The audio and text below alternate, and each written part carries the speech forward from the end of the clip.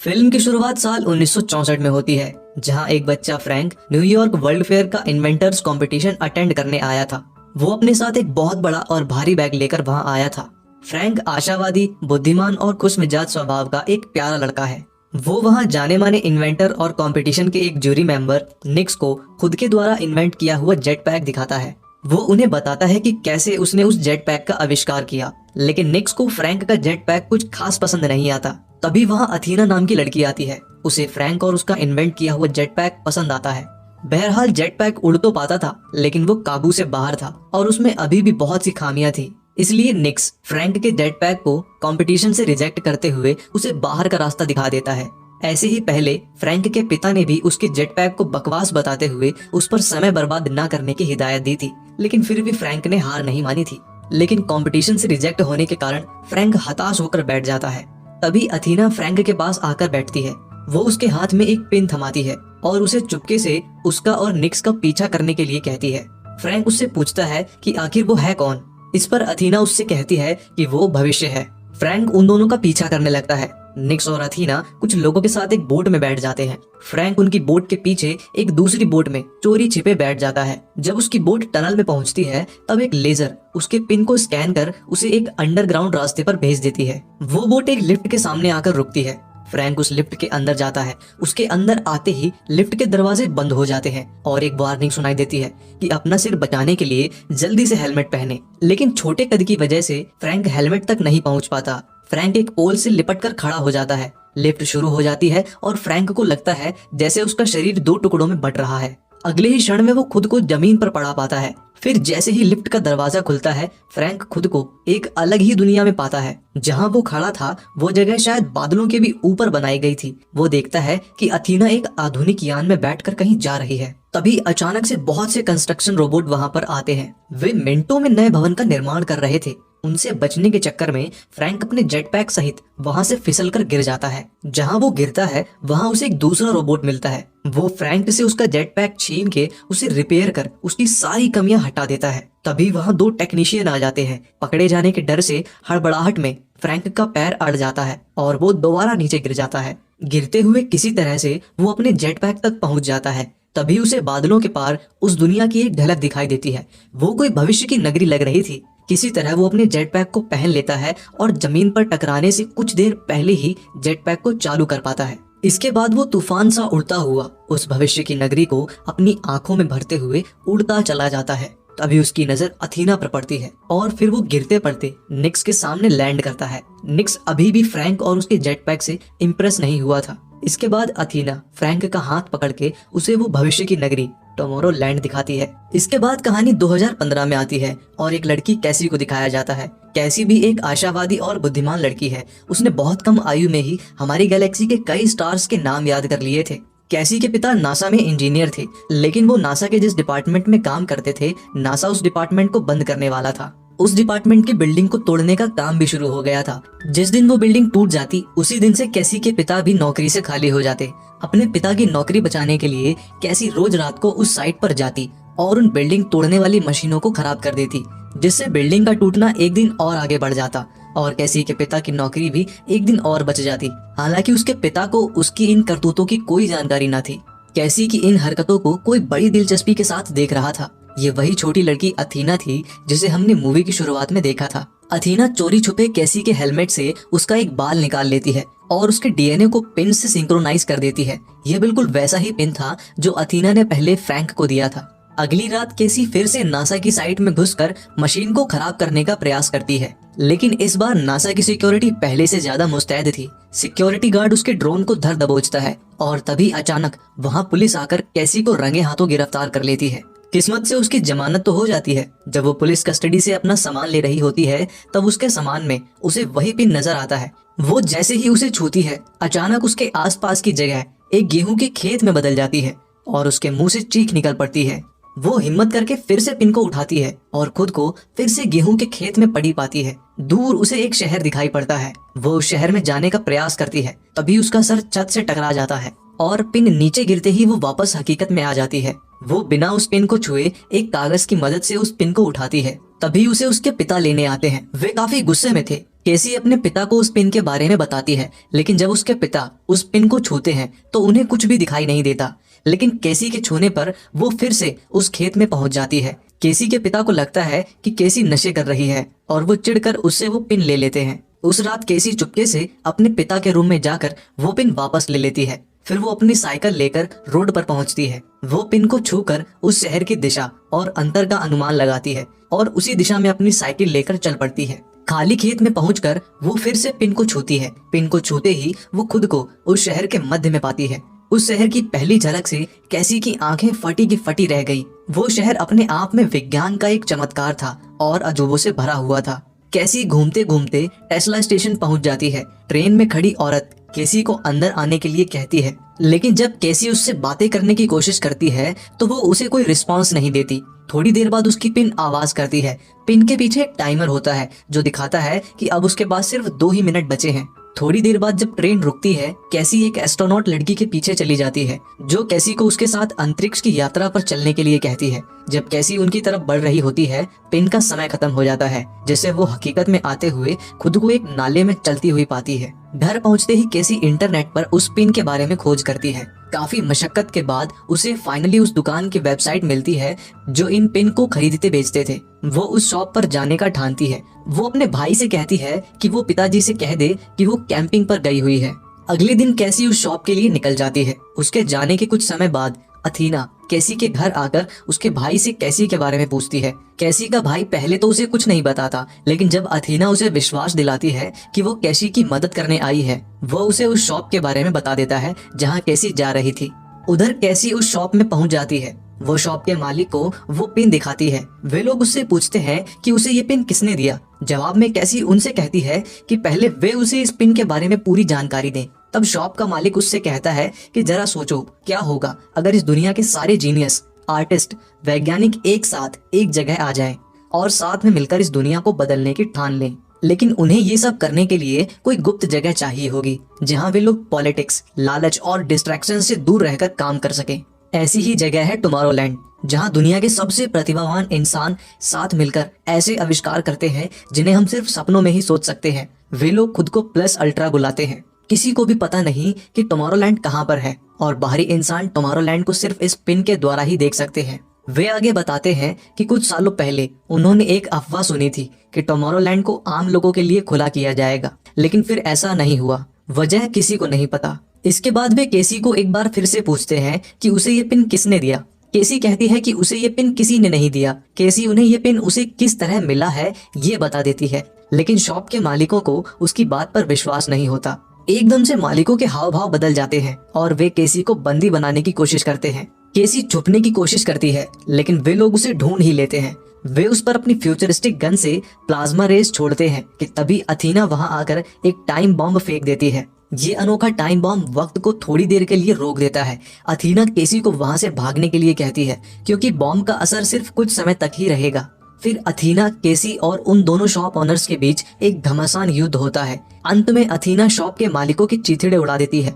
पता चलता है कि वे दोनों तो रोबोट्स थे जो कुछ ही सेकंड्स में सेल्फ डिस्ट्रक्ट होते हुए फट जाते हैं। केसी और अथीना बाल बाल बचते हैं। फिर वे दोनों एक चुराई हुई कार में उस शहर से निकल जाते हैं। शॉप में विस्फोट की खबर पाकर पुलिस वहां तफ्तीश करने आती है। तभी वहां कुछ और रोबोट्स आ जाते हैं और वे पुलिस के साथ साथ शॉप के टुमारोलैंड से जुड़े सारे सबूत मिटा देते हैं। कार में कैसी को पता चलता है कि अथीना खुद एक रोबोट है और उसका काम है टुमारोलैंड के लिए काबिल कैंडिडेट्स को ढूंढना, और उसी ने कैसी को वो पिन दी थी। वो कैसी को बताती है कि टुमारोलैंड हकीकत में है, लेकिन धीरे धीरे नष्ट होने की कगार पर है और उसे नष्ट होने से बचाने के लिए उसे कैसी की मदद चाहिए। कैसी उसे टुमारोलैंड के पतन का कारण पूछती है। इस पर अथीना जवाब देते हुए कहती है कि वहाँ के वैज्ञानिकों ने कुछ ऐसा बना दिया जिसे नहीं बनाना चाहिए था। इससे ज्यादा वो कैसी को कुछ नहीं बताती।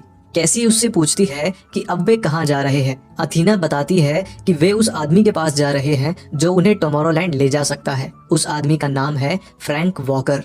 थकावट की वजह से केसी की आंख लग जाती है। जब वो जागती है तो खुद को रोड पर पाती है और अथीना कार लेकर भाग रही होती है। कैसी देखती है कि अथीना ने उसे फ्रैंक के घर के बाहर छोड़ा है। फ्रैंक के घर के बाहर उसका सामना एक खूंखार कुत्ते से होता है, लेकिन थोड़ी ही देर में वो समझ जाती है कि ये सिर्फ एक होलोग्राम है। वो दरवाजे पर लगे कैमरे पर पिन दिखाती है और दरवाजा खोलने बोलती है। जवाब में दरवाजे पर एक तेज ब्लास्ट होता है और कैसी पीछे फेंक दी जाती है। दरवाजे से एक आदमी बाहर आता है जो खुद फ्रैंक था। फ्रैंक अब बूढ़ा हो चुका था। फ्रैंक जो बचपन में आशावादी और खुश मिजाज हुआ करता था, उसकी आंखों में अब निराशा के अलावा कुछ नहीं था। फ्रैंक केसी को बिना कुछ पूछे यहाँ से निकल जाने के लिए कहता है। वो उसे बताता है कि पिन को छूने के बाद जो भी तुमने देखा वो सिर्फ एक एडवर्टाइजमेंट थी, जिसे दशकों पहले रिकॉर्ड किया गया था, जब टुमारोलैंड को बाहरी लोगों के लिए खुला किया जाने वाला था। हकीकत में कभी ऐसा नहीं हो पाया। कैसी उसे अथीना के बारे में बताती है। अथीना का नाम सुनते ही फ्रैंक और चिढ़ जाता है और कैसी को यहाँ से निकलने के लिए कहकर घर के अंदर चला जाता है। लेकिन कैसी हार नहीं मानती और फ्रैंक के दरवाजे के सामने बैठी रहती है। उसे फ्रैंक के घर से काफी सारे वायर्स निकलते दिखते हैं। जब वो उन वायर्स का पीछा करती है तो देखती है कि घर के एक तरफ सारे एंटीना लगे हुए थे, वहीं उसे एक ट्रैक्टर खड़ा दिखाई देता है। उसके दिमाग में एक तरकीब आती है। वो उस ट्रैक्टर में आग लगा देती है। जैसे ही फ्रैंक आग बुझाने बाहर आता है, कैसी मौके का फायदा उठाकर उसके घर में घुस जाती है और दरवाजा अंदर से लॉक कर देती है। अंदर कैसी को एक रिकॉर्डिंग डिवाइस मिलता है जो फ्रैंक का बचपन दिखाता है। उसमें वो अथीना को हंसाने की कोशिश कर रहा था, लेकिन असफल रहा। उस समय उसे पता नहीं था कि अथीना एक रोबोट है। तभी केसी को उस कमरे से कुछ आवाजें आती है। उस कमरे में काफी सारी टीवी स्क्रीन्स लगी हुई थी। उन सारी स्क्रीन्स पर दुनिया भर की सभी समस्याएं दिख रही थी। बढ़ती हुई आबादी, युद्ध, एटॉमिक ब्लास्ट, नैसर्गिक आपत्तियां। वहीं पर एक टाइमर लगा हुआ था जिसमें 59 दिनों से उल्टी गिनती शुरू थी। फ्रैंक एक दूसरे रास्ते से घर में वापस आ जाता है। कैसी उसे उन टीवी स्क्रीन्स के बारे में पूछती है। साथ ही वो उसे टुमारोलैंड को छोड़कर यहाँ रहने का कारण पूछती है। पहले तो फ्रैंक उसे कुछ भी बताने से इनकार करता है, लेकिन उसके बार बार पूछने पर वो उसे बता देता है कि उसने टुमारोलैंड को नहीं बल्कि उसे वहाँ से निकाला गया है। उसने वहाँ एक ऐसी मशीन का निर्माण किया था जो आपके भूत एवं भविष्य का 100% सटीक अनुमान लगा सकती थी, जिसे वे लोग मॉनिटर कहते थे। और उस मॉनिटर ने बताया कि आज से 60 दिनों बाद ये दुनिया नष्ट हो जाएगी। जिसके बाद फ्रैंक और बाकी वैज्ञानिकों ने तो हार मान ली और दुनिया को बेहतर बनाने का विचार त्याग दिया। लेकिन कैसी इस बात पर अपनी असहमति दर्शाती है। उसका मानना है कि हम एक मशीन के कहने पर कैसे हार मान लें, हम खुद अपनी तकदीर लिखते हैं। उसके ऐसा कहते ही स्क्रीन पर से संभावना 100% से कुछ प्रतिशत नीचे आ जाती है और स्क्रीन से तबाही का एक चित्र हटकर उसकी जगह एक साफ आसमान का चित्र दिखने लगता है। दरअसल मॉनिटर किसी भी चीज के भूत भविष्य का अनुमान लगाने के लिए पहले उस चीज से संबंधित सारा डेटा कलेक्ट करता था और उस डेटा के अनुसार वो उस चीज के भूत भविष्य का अनुमान लगाता था। क्योंकि मॉनिटर को पता था कि जो वैज्ञानिक दुनिया को बचा सकते हैं उन सभी ने हार मान ली है। इस वजह से उसने दुनिया के अंत की संभावना 100% बताई थी। लेकिन कैसी के आशावादी विचारों से ये संभावना कुछ प्रतिशत कम हो गई थी। ये देखकर फ्रैंक हैरान हो जाता है। तभी वो देखता है कि कुछ रोबोट्स उसके घर के सामने खड़े हैं। वे केसी को उन्हें सौंपने के लिए कहते हैं और ऐसा ना करने पर वे उसे भी मारने की धमकी देते हैं। लेकिन फ्रैंक ऐसी विपदा के लिए पहले से ही तैयार था। उसने पहले से ही सारे घर में बहुत सारे ट्रैप्स लगा रखे थे। वे सभी रोबोट्स को खत्म करते हैं और बाथरूम में बनाए एस्केप पॉड की मदद से घर के बाहर एक तालाब में लैंड करते हैं और घर विस्फोट में उड़ जाता है। अथीना वहाँ पे उन्हें लेने आती है। अथीना और फ्रैंक 30 सालों बाद एक दूसरे से मिल रहे थे। हालांकि फ्रैंक उसे देखकर बिल्कुल भी खुश नहीं था। दरअसल बचपन में फ्रैंक एथीना से मोहब्बत कर बैठा था और जब उसे एथीना के रोबोट होने की सच्चाई पता चली तो उसका दिल टूट गया। फिर वे एक ट्रेलर में पहुंचते हैं जहां फ्रैंक की टेलीपोर्टेशन मशीन रखी हुई थी। यहां से टेलीपोर्ट होकर वे एक ऐसी जगह जाने वाले थे जहां से टुमारोलैंड जाने का मार्ग खुलता था। वे टेलीपोर्टेशन मशीन में बैठ जाते हैं और टेलीपोर्टेशन मशीन उन्हें उनके डेस्टिनेशन पर पहुंचा देती है। वहां पहुंचने पर कैसी हैरान रह जाती है। वो जगह कुछ और नहीं बल्कि आईफिल टावर था। एक गार्ड को बेहोश करने के बाद वे तीनों एक रूम में पहुंचते हैं जहां विश्व के प्रसिद्ध आविष्कारक टेस्ला, एडिसन, जूल्स और गुस्ताव आईफिल के पुतले रखे हुए थे। फ्रैंक उन्हें बताता है कि इन्हीं चारों ने अल्ट्रा प्लस का गठन किया था। यही चारों टुमारोलैंड के संस्थापक हैं। फ्रैंक आगे बताता है कि आईफिल टावर कोई स्मारक नहीं बल्कि एक बहुत बड़ा एंटीना है जिसे गुस्ताव आईफिल ने टेस्ला के कहने पर बनाया था। टेस्ला आईफिल टावर के सारे फ्रीक्वेंसीज की जांच करना चाहते थे जिसमें दूसरे डायमेंशंस की फ्रीक्वेंसी भी शामिल थी। ऐसे ही उन्होंने एक दूसरे डायमेंशन की फ्रीक्वेंसी पकड़ी और उस डायमेंशन में उन्होंने टुमारोलैंड का निर्माण किया। इन चारों ने आईफिल टावर में एक गुप्त मार्ग बनाया था जो टुमारोलैंड तक जाता था। फिर फ्रैंक अपने साथ लाए एडिसन ट्यूब को एक ग्रामोफोन में लगाकर उसे चालू करता है, जिससे टावर के सतह से एक रॉकेट उभरता है और फिर वो उसमें बैठकर टुमारोलैंड की ओर निकल पड़ते हैं। पहले उनका स्पेसशिप अंतरिक्ष में जाता है, फिर वापस पृथ्वी की ओर तेज गति से लौटता है और इस डायमेंशन को फाड़ते हुए टुमारोलैंड डायमेंशन में पहुंच जाता है। आखिरकार वे लोग टुमारोलैंड पहुंच जाते हैं और केसी पहली बार टुमारोलैंड में अपने कदम रखती है। लेकिन जैसे उसने टुमारोलैंड की कल्पना की थी, टुमारोलैंड इसके बिल्कुल विपरीत एक निर्जन और निराश जगह दिख रही थी। इतने सालों में टुमारोलैंड बहुत बदल गया था। तभी वे लोग टुमारोलैंड के सुरक्षा बेड़े को उनकी ओर आता देखते हैं। फ्रैंक अथीना को एक बहुत शक्तिशाली बम छुपाने के लिए देता है, जिसे वो अपनी सुरक्षा के लिए लेकर आया था। सुरक्षा बेड़े के साथ आया निक्स उनका स्वागत करता है, जो अब उस शहर का गवर्नर बन चुका था। फ्रैंक निक्स को बताता है कि कैसी दुनिया का भविष्य बदल सकती है। निक्स उन्हें मॉनिटर के अंदर ले जाता है, जहां से भूत भविष्य की घटनाओं को देखा जा सकता था। कैसी भविष्य देखती है जहां हर तरफ तबाही और लाचारी है और दुनिया खत्म होने के कगार पर है। दूसरे डायमेंशन में होने की वजह से टुमारोलैंड इस तबाही से सुरक्षित था। इस तबाही से पृथ्वीवासियों को बचाने के लिए कैसी निक्स से पृथ्वीवासियों को टुमारोलैंड में पनाह देने की गुजारिश करती है, लेकिन वो नहीं मानता और इस तबाही के लिए पृथ्वीवासियों को ही जिम्मेदार मानता है। लेकिन कैसी अभी भी अपनी बात पर अडिग थी कि उन्हें हार नहीं माननी चाहिए और इस तबाही को रोकने के लिए कुछ करना चाहिए। उसके इतना कहते ही कुछ क्षणों के लिए मॉनिटर पर तबाही की जगह एक सुंदर भविष्य का चित्र आ जाता है। ये देख फ्रैंक निक्स को समझाने की कोशिश करता है, लेकिन निक्स उसे बेहोश कर देता है। फ्रैंक के होश आने पर अथीना उसे बताती है कि शायद निक्स ने दुनिया की तबाही को लेकर अपना मन बना लिया है। केसी भी वहीं रुआसी होकर बैठ जाती है। तभी उसके दिमाग में एक विचार आता है कि हो सकता है मॉनिटर भविष्य का अनुमान लगाने के साथ साथ उस अनुमान को लोगों के दिमाग में ब्रॉडकास्ट भी करता हो, क्योंकि मॉनिटर के सिग्नल इतने स्ट्रॉन्ग हैं कि इंसानी दिमाग भी उन सिग्नल को रेडियो की तरह पकड़ लेगा, जिस वजह से लोगों के दिमाग में तबाही के विचार आते होंगे। उदाहरण के लिए अगर मॉनिटर ने अनुमान लगाया कि दुनिया की तबाही एटम बॉम्ब से होगी और इस अनुमान को मॉनिटर ने लोगों के दिमाग में ब्रॉडकास्ट कर दिया, तो एक तरह से मॉनिटर लोगों के दिमाग में ये आइडिया डाल रहा है जिस पर लोग अनजाने में काम कर रहे हैं और अपनी तबाही की तरफ बढ़ रहे हैं। इसका मतलब अगर वे मॉनिटर को बंद कर देते हैं तो ये तबाही टल सकती है। इस जानकारी को निक्स को बताने तीनों उसके पास जाते हैं। निक्स उन्हें उनकी दुनिया में वापस भेजने की तैयारी कर रहा होता है। वे तीनों निक्स को मॉनिटर को बंद करने की गुजारिश करते हैं, लेकिन निक्स साफ इनकार कर देता है। यहाँ तीनों को पता चलता है कि निक्स ही मॉनिटर के द्वारा लोगों के दिमाग में तबाही के विचार डाल रहा था। निक्स बताता है कि जब मॉनिटर ने दुनिया के तबाही की भविष्यवाणी की, तब निक्स ने इस भविष्यवाणी को सीधे लोगों के दिमाग में डालना शुरू किया ताकि लोग डर कर इस तबाही को रोकने के लिए कुछ कदम उठाएं। लेकिन हुआ इसके ठीक विपरीत। लोगों ने इन तबाही के विचारों को अपनाना शुरू किया, इन पर मूवीज बनाई, वीडियो गेम्स बनाए, लेकिन इस तबाही को रोकने के लिए कुछ नहीं किया। इस वजह से निक्स ने भी अपने हाथ खींच लिए और लोगों को उनके हाल पे छोड़ दिया। और इन लोगों की वजह से टुमारोलैंड भी बर्बाद ना हो जाए, इसलिए बाहरी लोगों के लिए टुमारोलैंड के दरवाजे हमेशा के लिए बंद कर दिए।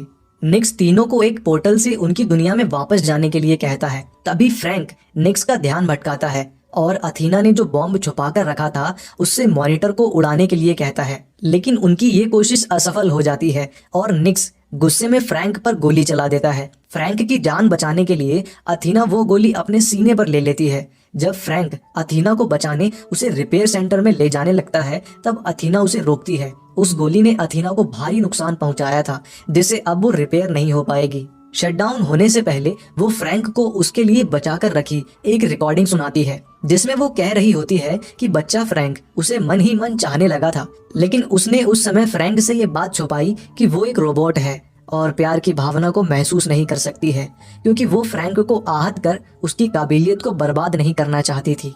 इसके बाद अथीना फ्रैंक से कहती है कि उसका सेल्फ डिस्ट्रक्ट सिस्टम थोड़ी देर में शुरू हो जाएगा और वो एक भीषण धमाके के साथ फट जाएगी। वो फ्रैंक को उसके शरीर का इस्तेमाल कर मॉनिटर को उड़ाने के लिए कहती है। फ्रैंक अथीना को अपने जेट पैक की मदद से मॉनिटर तक लेकर जाता है। अथीना को वहां छोड़ने से पहले अथीना उसे फाइनल गुड बाय कहती है। फ्रैंक उसे वहां छोड़ देता है और वो पूरे मॉनिटर को तबाह कर देती है। मॉनिटर का एक हिस्सा नेक्स पर जाकर गिरता है, जिसमें वो मारा जाता है। इस घटना के बाद फ्रैंक और केसी डिसाइड करते हैं कि वे बेहतर भविष्य की दुनिया बनाएंगे। मदद के लिए केसी अपने पिता को भी टुमारोलैंड ले आती है। वहीं फ्रैंक बड़ी मात्रा में पिन का प्रोडक्शन करता है। फिर वे अथीना की तरह छोटे रोबोट्स को रिक्रूट कर उन्हें सभी पिन दे देते हैं और उन्हें पूरी दुनिया भर में भेजते हैं। फिर रोबोट्स वो पिन उन लोगों को देते हैं जो वाकई में उस पिन के सच्चे हकदार हैं, जिनके जीवन में आशा है, या दूसरे शब्दों में कहें तो जो सपने देखना जानते हैं। और इस तरह ये फिल्म यहीं पर समाप्त होती है। दोस्तों, अगर आप ये वीडियो देखते देखते इसमें खो गए थे और आपको ये वीडियो अच्छा भी लगा तो आप हमें सपोर्ट करने के लिए हमें सब्सक्राइब कर सकते हैं, ताकि हम ऐसे ही और वीडियोस आपके लिए लेकर आ पाएं। धन्यवाद।